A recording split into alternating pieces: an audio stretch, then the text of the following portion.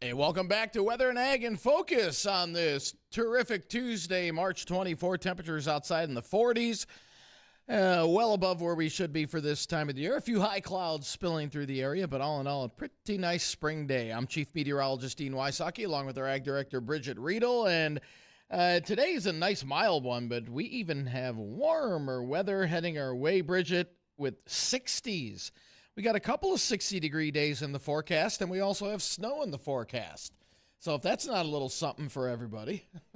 Well, and I look at right now, more and more folks have that itch to get to the field. Equipment's coming out of shops. I had a agronomist tell me yesterday he was very busy helping get equipment out of sheds up at Crookston because they use their winter show building as winter storage for a lot of farmers. So he said, yep, that itch is on. The weather's improving. It is, and that frost layer is shrinking as well, so any moisture we get eventually here soon, we'll be able to, instead of running off, sink in some much-needed moisture. In fact, was looking at the Drought Monitor Index and what the LRC predicted from last fall into what this upcoming winter was going to look like, and it was pretty much spot on, wetter than normal in the western part of the state, but dry, not abnormally dry, but a little drier than normal here in the east, and that pattern is going to continue, it looks like, for this, at least the first part of this upcoming spring. But for today, we're looking at a halfway decent day out there with a lot of high clouds around and temperatures above normal. Should reach about 50 to 53 across much of the area, and winds out of the southeast, not as strong as yesterday, only about 5 to 15 today. Then tonight, partly cloudy, low 30s, and for Wednesday, that's the warmest day of the week here. We're looking at partly cloudy skies. We'll have winds out of the west, northwest, 5 to 15, and highs in the low 60s tomorrow. In fact, we're getting some models that are pushing 70. I think that might be a little bit high, especially since we'll probably see some clouds around. Now, if we see total sunshine, I could see us probably getting up to that, but we'll call low 60s for now. And then a sharp cold front hits Wednesday night, and that's going to bring with it some rain and then a rain-snow mix as we head into Thursday morning. Northern Valley could see a dusting up to an inch out of that, but that's about it. And then temperatures on Thursday will start the morning in the 30s and then falling temperatures in the afternoon with pretty gusty northwest winds, and then that will lead to a sunny but chilly Friday with highs again in the 30s. But the good news is we warm things up as we head into the weekend. 40s on Saturday, 50s on Sunday, and then we're back to around 60 by next Monday. But the LRC does have a couple of storm systems on the horizon, one at the end of the month, and then, as we've been saying, one in that first week in April, and one of those is likely going to bring accumulating snow to the state. Let's hope that system over Easter or right around that Easter time frame is not that significant, but those are two of them that we're keeping an eye on. So Will not be the first or the last. I know. For that time of year. I know, but we've just been lucky so far this winter, and again, we need the moisture, but whether we get it in rain or snow, we'll take, at this point, we'll take what we can get. And today's weather has been brought to you by Progressive Ag Risk Management. Today is National Ag Day. Well, happy Ag Day. Absolutely. The whole week is National Ag Week, but we're happy to have National Ag Day today. There are a number of things happening in Washington, D.C., particularly put on by the U.S. Department of Agriculture. You can go to nationalagday.org and you can go watch those online. I'm sure RFD TV is busy broadcasting as well and see what the things are that folks are talking about. In addition to that, thank you to the Sigma Alpha group, the sorority at NDSU. I'll be speaking there tonight, and so it felt like it was very fitting that National Ag Day and then a group of women who are professionals in agriculture studying for their future careers wanted to get together today. So looking forward to doing that with all of those ladies. So many more things going on today. I think that one of the highlights certainly is going to be two guests in studio today. One will be Brad Olstead for On the Auction Block with Steffes Group. We're going to be talking about equipment, what's coming up in the auction world. I have some questions for him because I've been designated to go buy a truck for my brothers later this week. So I've got some questions for Brad and myself. Oh, and you're buying it for him too? Oh, I'm sure there's going to be a discussion about whose checks, whose titles, et cetera, later. And then we're also going to be joined in the back half of our show today by Matthew Peterson. He is with Corteva, and we're going to talk about a new fungicide that they have particularly targeting sugar beets. Speaking of fungicides, I had a great conversation with Don Kinsler yesterday. We were talking about lilacs, because so many folks last fall, it was the second year in a row due to some drought as well as a fungus. We were seeing some unusual late season budding and a lot of leaf drop in our lilacs. And lilacs are precious in this area. People really strive to keep them doing well and really like them in their yards. And so Don and I had to talk about what we can be doing as far as fungicide to help prevent that leaf drop and so forth later in the season. And then we just decided he should come on air next week and we should talk about this because everybody's going to want to take notes. I was reading labels on a couple of products that I have at home, so I can probably look at doing some fungicide work here soon. Now, will Don be on Thursday for the Big Ag Show? Nope, he'll be on next Wednesday, April 1st. All right. No fooling next Wednesday. So we're talking about herbicides and so forth. Well, FMC, they have announced a new novel herbicide active ingredient, rimisoxafen. So this has just had its data package sent to EPA, meaning that they're hoping for commercialization approval by the year 2030. And that sounds like a long way away. But we need to remember that we're already on 2026 for growing season. It's only 3 seasons away before we could potentially have this. Why does it matter? This is the first ever dual mode of action, which is going to have a designation under groups 12 and 32. Now, the Herbicide Resistance Action Committee has never assigned a dual group status to a single molecule before. So it's very going to be interesting to watch how this happens and what develops with it. There are 2 separate pathways that are within this molecule. It's actually a bleacher. So for those of us who are familiar, it turns the plant that it affects completely white and takes the pigmentation out of it. And if you don't have the green pigmentation for chlorophyll, your plant is not healthy and active, and that will, in fact, die off. Now, additionally, when we look at what it's going to be used in for an application, we look at corn, soybeans, cereals, pulse crops, and sunflowers. It can be used as a pre-emergent. And then also, we will be using it for broadleaf control. So the weeds we're going to target are Palmer amaranth, water hemp, red pigweed, and there will be a very strong residual performance. So again, that's going to be product from FMC. They do not yet have a brand name for it, but its active ingredient name is rimisoxafen. Say that 100 times. It's not as bad as some. Yeah. Yesterday when I was looking at fungicides, I was deciding between propiconazole and chlorothalonil. So those are normal conversations in my world. Right. Yes, that's a regular day. All right. And for you who have questions along any of those lines, and especially for our guests today, you can join us on the JLA Crop Insurance phone line.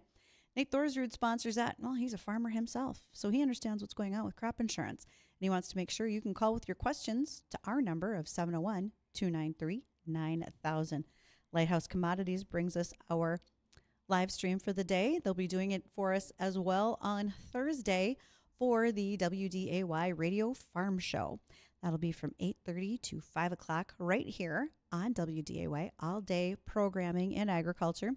Thank you to Peterson Farm Seed, Landmark Company, to the Mosaic Company, and Dynamic Cropping Systems for bringing this special to us. They are our sponsors for that day. And if you have questions that you want me to ask our guests, you can send them to me at ag@flagfamily.com. Dean is weather@flagfamily.com. Superior Grain Equipment not only brings you superior grain storage, drying, and handling solutions, they sponsor and power the inboxes for the show. And a lot of those questions have been rolling in. In fact, I had a conversation with one of the guys in our 10 a.m. livestock hour for Thursday, and he laughed and he said, if we can get through all of those questions, it will be a big surprise. I said, nope, pretty sure we're going to have to carry some over. There's only so many things we can talk about in that 1 hour time frame for livestock. But we will also be discussing machinery throughout the day. I have a lot of questions on planters, high horsepower tractors as well. So there'll be much going on for that show. We'll touch on the weather with Dean, Red River Retention Authority. Brian Feuder will be joining us. Landmark Companies, again, they are a sponsor for us for that show. But also remember that we have Blake Sunday joining us the first Monday of every month. He'll be here again in April for the drainage difference. And when you have questions about your drain tile, your excavation work, and so much more, as well as early order discounts for precision drainage and proven results, you're going to want to talk to Blake Sunday over at landmarkteams.com. All right, with all that happening, and there's still more to come, we want to catch up on the livestock report from the American Ag Network. And when we return, we have the opportunity to visit with Brad Olstead. He's here with Steffes Group for On the Auction Block. Let's talk farm equipment when we come back.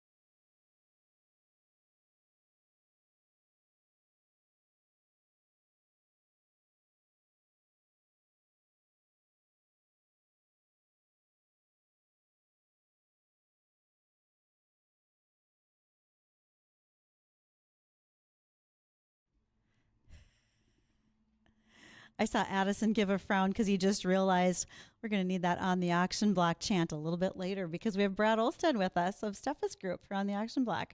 How are you doing, Brad? I'm doing fantastic. How are you? Well, we're having a fabulous little chat about equipment in the background here. We sure were. All right. So here's my question to start out with. I got a call this morning from the home farm. They said, hey, there's a guy who's selling a tandem truck up north of you. You're closer. Can you go look at it and buy it? And I showed you the picture of it. So, all right, Brad, nobody gave me a lot of instruction here. Where do I start when I'm looking at some of this equipment, whether I'm looking at it on auction or in a private sale? What am I looking for in trucks of that vintage? Well, I think when you're talking to a private party, the first question I would have is how long have you owned the truck? Ask about the motor, ask about the transmission. Is it a driving tandem? Is it a lift tag tandem? What did you primarily use the truck for? Were you hauling fertilizer? Were you hauling small grains, things like that? Yep. Fertilizer can be very tough on truck boxes. This is pretty corroded out if that you had fertilizer in it. I saw that, and that would be something that would scare me a little bit, because then that would need, the box would need some attention, but that doesn't mean that it's not worth pursuing, because everything can be fixed. But the most sought after on those would be the 5 and the 2 transmission. A driving tandem would be preferred, and the big motor. That particular GM truck would either have a 366 in it or a 427. Driving tandem over walking tandem? It's a driving Did I say that tandem. right? It's a driving tandem. Slang version is twin screw. Oh, yeah. But the lift tag or a dead tag. They had both those options. So basically 3 tandem options: the driving tag, or twin screw, the lift tag, and the dead tag. Okay. And what did you say that was for engine options? On that particular GM, that model, that year would be 366 or 427. Didn't we want a 427 in a car more than a truck? Oh, you always do. Power. One more gear and more power. Yeah, I didn't remember a lot out of my high school shop classes, but I remember the discussions about a big block Chevy and a 427. You were a good student. I think I learned that all in the shop and had nothing to do with classroom work at that time. No. So, yeah, I think I'm going shopping. But if, in fact, this is not a situation that works, okay, you said, I got a guy who's got a truck that looks just like that for an upcoming sale. Yes, we sure do. It's the Mark and Shirley Stoneman Farm Retirement Sale, and that's kind of like got a story in itself. Sure, please tell it. My dad bought that truck brand new, and when I was in high school, I had the privilege of driving that truck home, and now Clint Stoneman bought it at my dad's auction sale, and now Mark is retiring, and I have the chance to buy it again, or you can come out and buy it yourself. If my transaction falls through, I have the opportunity to come out and look at that truck from you. That's a nice truck. It's always stored inside, and Clint and Mark, they did a great job out there. It's a nice farm retirement sale, and we're going to have fun at that day. Where did they buy that? If your dad bought it new, where was he buying that from? He got that, well, it would be Offutt. Back in the day, Offutt had a Chevrolet dealership in Castleton. Oh, yes, they did. And then they jumped over to Moorhead. Okay. And then the legend goes on. It certainly does, yes. Yep. We were also, kind of laughing a little bit about, these are the things that we're buying back there, mostly our childhood, wrapped up in equipment. That is so true. We're finding that on antique and collectible tractors as well.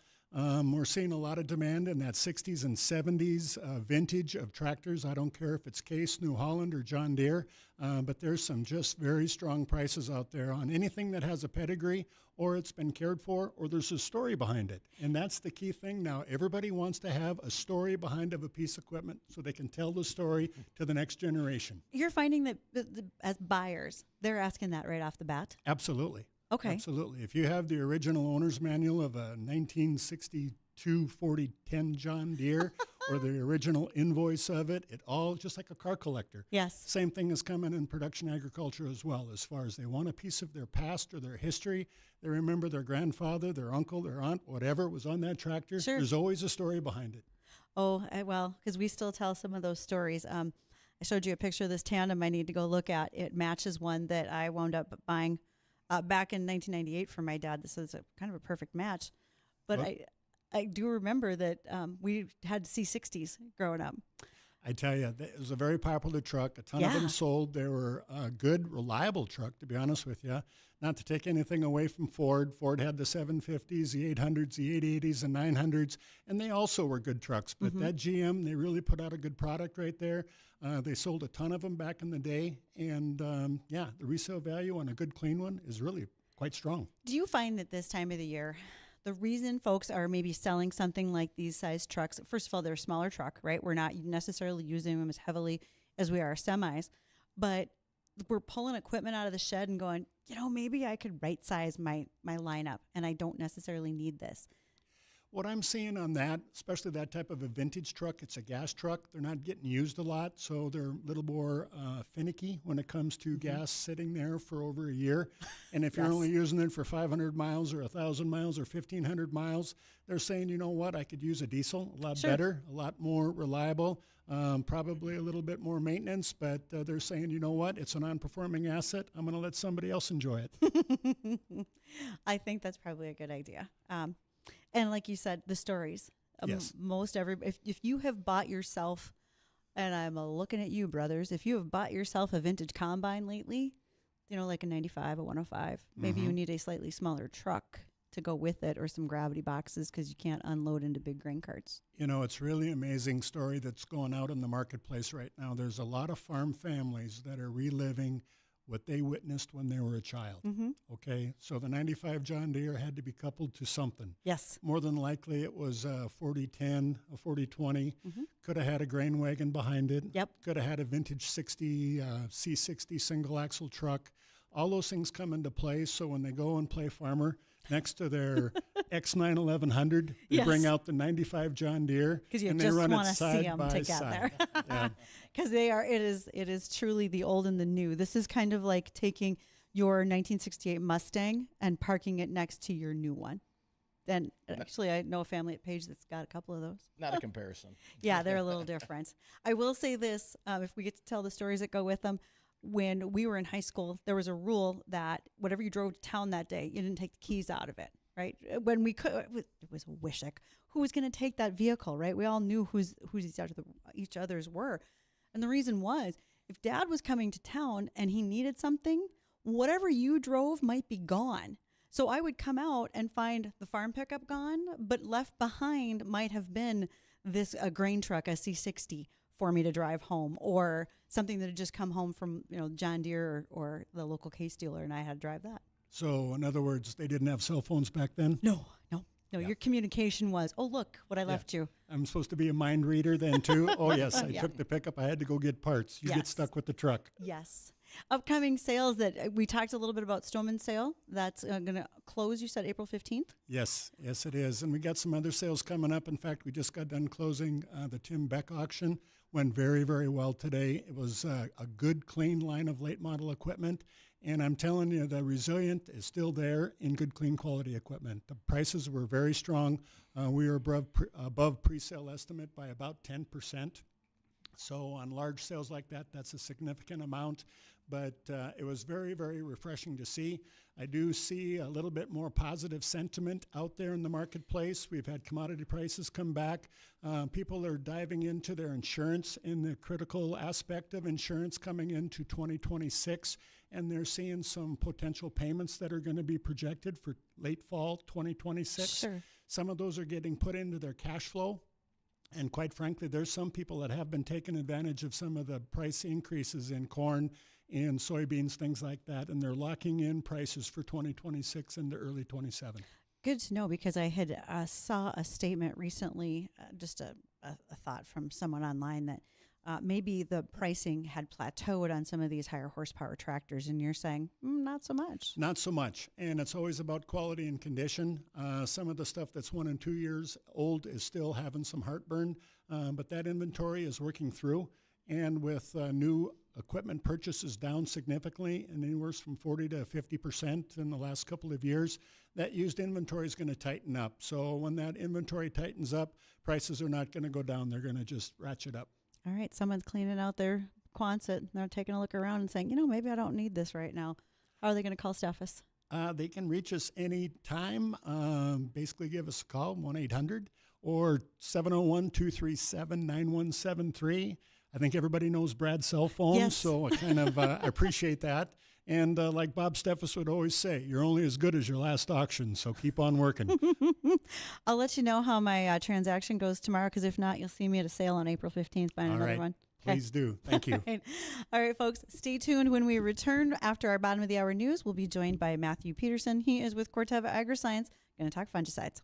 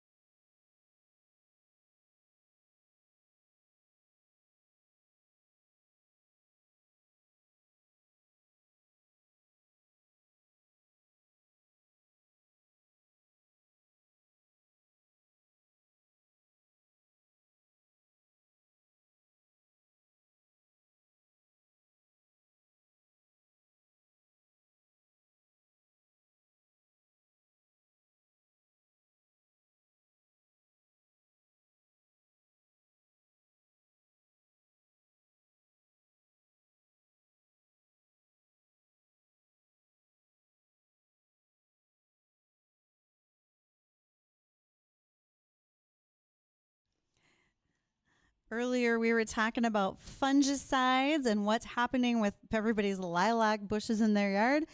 Now we're going to go to the crop side. We're going to visit with Matthew Peterson. He is with Corteva Agriscience, and Corteva has a long history of a great portfolio of fungicides in crops, starting way back when we were just looking at propiconazole in small grains and moving that forward to the work that we've done in other specialties. And this is yet another one. So, Matthew, how are things today at Corteva AgriScience? We're doing well. We're liking the warmer weather outside, and it looks like spring is maybe going to come a little bit early, at least in some parts of the world. So we're excited to kick off 2026 here and get in the field soon. I think that'll be sooner than we anticipated. Not a bad situation, though. We'll have a couple hiccups first, Well, but then we can get in. we use the rule of thumb that Easter Monday, right, is a great time to go to the field. Right. And you'll probably see that closer to the South Dakota line, working its way to the north. Yeah, I mean, there's no snow most places in the Dakotas, so I think as long as the weather warms up and we don't get a big moisture event, we should be good to go. Okay, this is a question that happens all of the time. All right, planting intentions. With the things that you've been hearing about fertilizer, although most of it was essentially onshore in a warehouse around here, have you heard any farmers saying, I'm making a big swing going from corn to soybeans? Or I think this is just my opinion, but I think most of that acreage is set. And if there's a swing acre out there, it's maybe 10% of somebody's farm acres. Yeah, I think if you came into the year with a plan and you're going with that plan, you're probably sticking with it. It's the people that were more undecided that maybe haven't made some decisions and we're waiting and things haven't got less complicated, I guess I would say, as we have gone through the last month. But yeah, maybe more to the north, there's still some swing acres where we have some more specialty crops and maybe some decisions between wheat, corn, and soybeans. But yeah, for the most part, I think that everyone else is probably getting pretty close to their final plan. Even in a dollars and cents world right now where we're concerned about input costs, we're seeing an uptick in the amount of fungicide use. Would you say that's fair? Yeah, if you look at just row crops in general, there's been a bigger and bigger push in the last 5 years with diseases that we've seen come in. If you think the Corn Belt, Southern Rust was big last year, tar spot has been on everyone's mind for the past 5 years. And we've continued to see increased pressure in other specialty crops as well, where things are sticking around and we're seeing heavy pressure year after year from some of these diseases. Tell you what, last year, late in season, if you took a drive, you knew exactly which sugar beet fields didn't get their last spray, right? It was very evident. So let's talk about what Corteva is going to be doing coming into the marketplace for sugar beets with a new fungicide. This is a new chemistry that we're looking at. Yeah. So we're talking about Verpixo fungicide that Bridgette's alluding to here. I do want to step back and kind of reiterate that point you were talking about last year. Cercospora and sugar beets the last 2 years has been the worst we've ever seen it. Oh, probably. absolutely. And when we just think about that market in general, we're fast running out of options, and we're putting more and more stress on these 3 or 4 different main fungicides or fungicide groups that we've been using. So that market is very desperate to try and find new control measures. To your point, people sprayed more than they ever did last year, and they still had some issues out there in fields, which is tough to see. And primarily Cercospora. Correct. Yeah, I would say in our area, the main driver late in the season like that is Cercospora leaf spot. What you're looking at doing here is not only with Verpixo, a product that's going to look at Cercospora, but also powdery mildew, which, personally speaking, if I'm going to look at like cucurbits, vine crops, etc., I'm seeing more powdery mildew as well, even though we don't talk about it as much in sugar beets, if that's fair. Yeah, so the powdery mildew piece is probably more of a play as we go west. Sure. If we think of our seed production acres, maybe in the western U.S. But yeah, here in sugar beets locally, Cercospora leaf spot is the main late season driver. And Verpixo, which we can maybe talk about later too, will have some other plays in other crops as we go. Verpixo itself will be focused on sugar beets, but we'll have other concepts coming to focus on things like you said, some of these more specialty crops. So we're coming in at a group 21. When you think about how we place our sprays for sugar beets, we talk about, are you the first or the third, or where does that fall? Where does a group 21 fall in activity that we want to do for Cercospora in our sugar beet sprays? Yeah, so everyone that's familiar with the sugar beet market, and I guess those that aren't, we're dealing with just a few groups and modes of action, and the beet co-ops, growers, consultants, everyone, we've been doing our best to try and utilize those in the correct order by spraying certain groups first, followed by other groups, looking at cross sensitivities, things like that. And that's the biggest exciting part about Verpixo is this is a group 21 fungicide.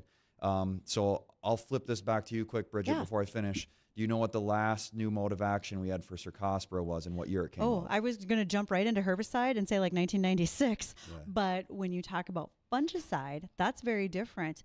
And honestly, for Cercospora, it's probably been the same amount of time. And one of the things that folks used for so long, I think about diethane as being one of our original fungicides we were using in specialties. Yeah, yeah. So the last new mode of action was actually Headline in 2004. Oh, it's still 20 years. Yeah, 22 years ago, right? So we've been relying on these same products like Yes. you mentioned year after year after year. So what we've seen with Verpixo is we have put this in the hands of university and the beet co-ops for pushing 5 years now. So we really wanted to work with them to help develop a strategy that's going to work for our growers and sugar beets in the region. And we've seen that with the Group 21, there's no cross resistance because this is a brand new mode of action. So none of the other resistance mechanisms out there are really influencing it that we've seen. And it's performing as well as anything on the market today based off our research trials, which have been very extensive over 5 years. So when you ask about where is this going to be slotted, we're working specifically with the co-ops to help develop that. And it'll be a little bit different strategy where you go depending on number of sprays and things like that. But we see Verpixo fitting towards the middle half of your sprays in that group because we see it being a new mode of action, having excellent activity, as good of activity and residual as anything out there. That doesn't mean that we can increase spray windows or things like that. We need to treat it like we do our other products, but we see it going towards the front half. Like if I had seen it in like a 5 spray program, we'd probably be in that 2-3 spray, somewhere like that. And honestly, I think a lot of our producers are in that 5 to 7 spray program. So you're exactly right. As you're thinking through where do I hit it, put it in that middle line, moving towards the back end of your spray operations. Yep. And we want to see it in a program approach. We want to see it tank mixed every time. We're going to recommend an EBDC or a Manzate type product tank mix with this every time because of resistance management. Okay. We want this product to last for the next 20 years. We don't want it to burn out in 5 years. Okay, that brings me to formulations because if you're talking about EBDCs, the first thing that comes to mind is, man, for a lot of years we use them as dry powders. I just had a call last week from a guy mad about his and I hope you're listening, Preston. You're mad about his dry AMS not going into solution. So what about these? When you're doing this tank mixing, what are we seeing in Verpixo for a formulation in conjunction with its tank mix partners? Yeah, so Verpixo, this formulation of the Adavil Active Verpixo is going to be a solo mode of action product. It's going to be an SC fungicide. Okay. So that's very standard across a lot of the products we think about. If we think of Proline and prothioconazole or Provosol, those are a couple of the newer, well-used triazoles that are solo SCs. Verpixo is going to be a solo SC, and we have done a lot of testing and a number of different tank mixes with different products, and it will mix very well. Now, that being said, dry EBDCs are dry EBDCs. Yeah. So if we don't do it correctly and get those into solution right away and things like that, that's where the problem's going to come from. But we're very confident in Verpixo's formulation and ability to tank mix. Yeah, you said an SC. Yes. Yeah, Yep. that will blend into water very nicely. Pre-harvest intervals. That's a big deal in sugar beets. Correct. Yep. So with Verpixo, we're going to be working with a 21-day PHI.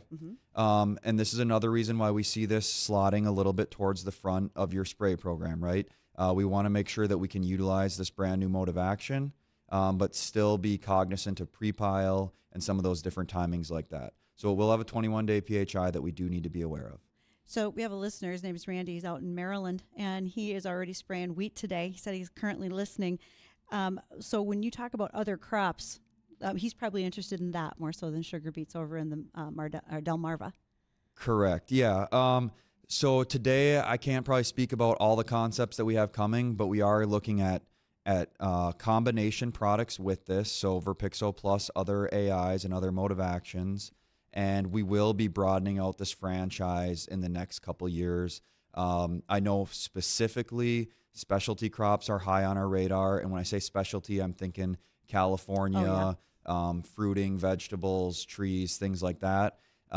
Speaking to the broader row crop plans, that's not something going to talk about probably on the radio today. As far as I just don't feel comfortable with Sure. with all the things we got going on there. But yeah, we are going to look to broaden this out because we're all looking for new modes of action wherever we can find them. All the time.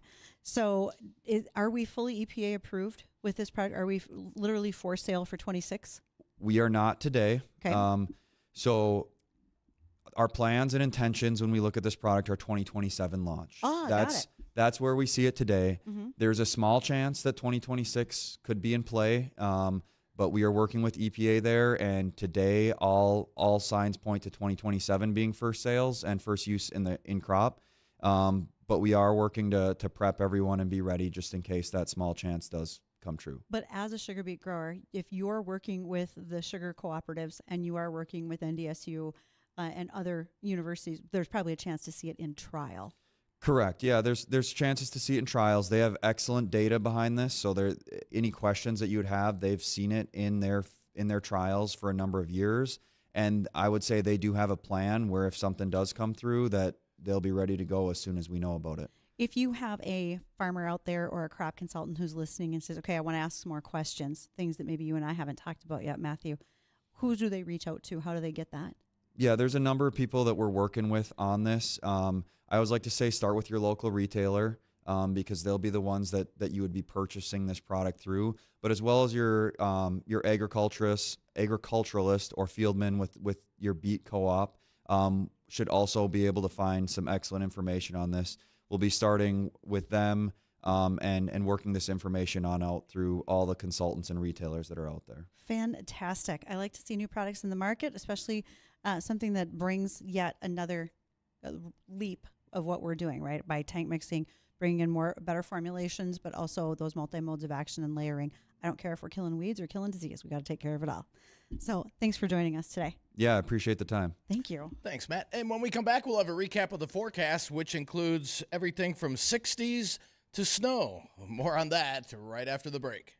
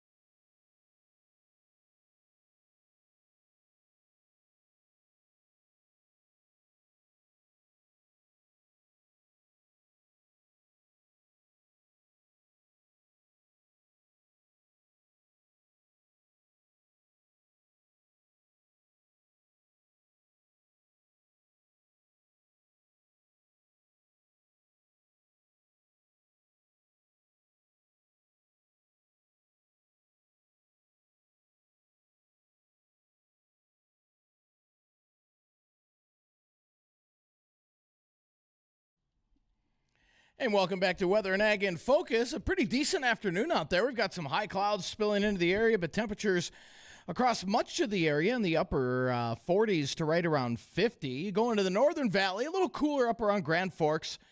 Temperatures there are low to mid 40s and even colder up along the U.S.-Canadian border there, where temperatures still some snowpack, let's say from about Wales over towards Cavalier.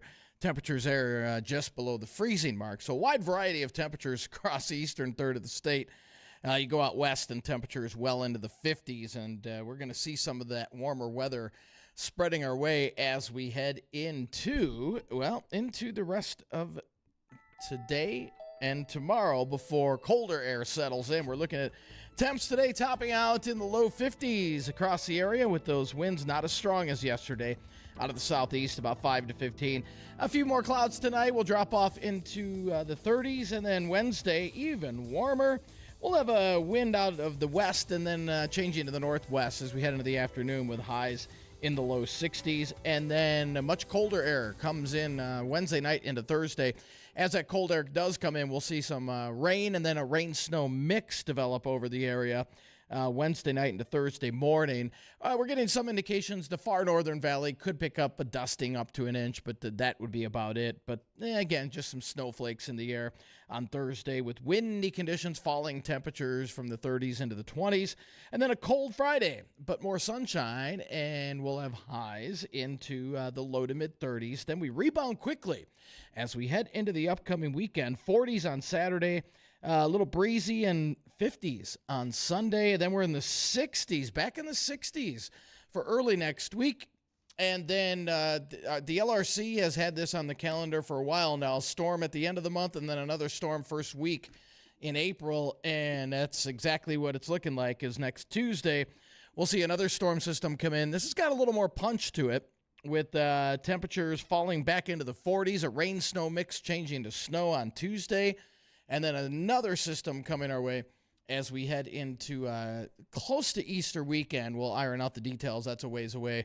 But it looks like Easter weekend could be a little stormy around the area as well with colder temperatures coming in. So we're not quite done with the snow yet. But again, we're seeing more and more of these 50s and 60s, a true sign of spring with temperatures being so far this spring, they've been well above normal. I mean, normal highs this time of the year should be right around 40 degrees. So we're a good 10, 15 degrees above that, which is not bad. We'll start to melt away the frost layer and really start to thaw things out here quickly. Looking at the murder chickens outside who are bathing in the puddle, they're happy with how it looks.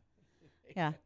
There are so many nesting pairs of Canadian geese around here. Show me some ID. How'd you guys get here? Yeah, they're all coming Not a north. state. They know. They're know ready. Spring's right around There the corner. were two of them acting as sentry at the driveway this morning when I pulled in. I'm like, You had to show ID before you got in? both, we had a little argument. Who had to show who ID? Right. You guys are from out of town. Nonetheless. Okay, corn. We're going to plant a bunch. But one of the things you got to be careful about is weird ears actually impact your yield. And I'm not talking about cauliflower ear on a wrestler, by the way. So what can happen is if you're managing a field for 200 bushel corn, but it only delivers 100 bushels because of an abnormal ear domination, that means every pound of nitrogen, every inch of irrigation, and every pass you made across that field really becomes harder to justify for anything that you did out there. What are weird ears? Well, first of all, they can cut 35 to 90% of your yield right off the top. Most corn cobs, little trivia question. So pay attention, guys. This may come up again. Addison's like, wait, let me take notes. So normally an ear of corn is 16 rows around. And then when it fills out to the end, you can have about 800 kernels per cob. Okay. So what's a weird ear? So a weird ear could have less than that, probably about a third to 2/3 of that could be missing. What caused that? It comes from the genetics. What's the hybrid look like? The environment, so stress, lack of rain, cold temperatures, and then your management practices. You know, did you drop off on nitrogen at a critical point in time? What are some of those weird ears? Earless plants. And we generally only have one ear of corn per plant. And if you don't have any at all, that's bad. There's no yield whatsoever. Multiple ears. So if that plant has to try to suffice 2 ears or more, Now it's drawing down the amount of resources that it has. So neither of those ears is going to be very productive. And then there's something called the zipper ear. And that means that the kernels didn't fill all the way to the end. Like if you buy sweet corn and you pull the husks back and you see that you have empty spacing at the tip, that's a zipper ear where you don't have it filled completely to the end of the cob. So those are reasons why you might drop off in your yield. And again, the management of it, you can manage the hybrids to plan for those things. The environment and some of the other things are going to be a little harder to take care of. But Interesting. there you go. All right. Weird ears. Weird ears. And that'll do it for today's edition of Weather and Ag in Focus. Thank you, everybody, for joining us. Jay Thomas is back from his injury. Ask him how his back is doing. The Jay Thomas Show, it's coming up next.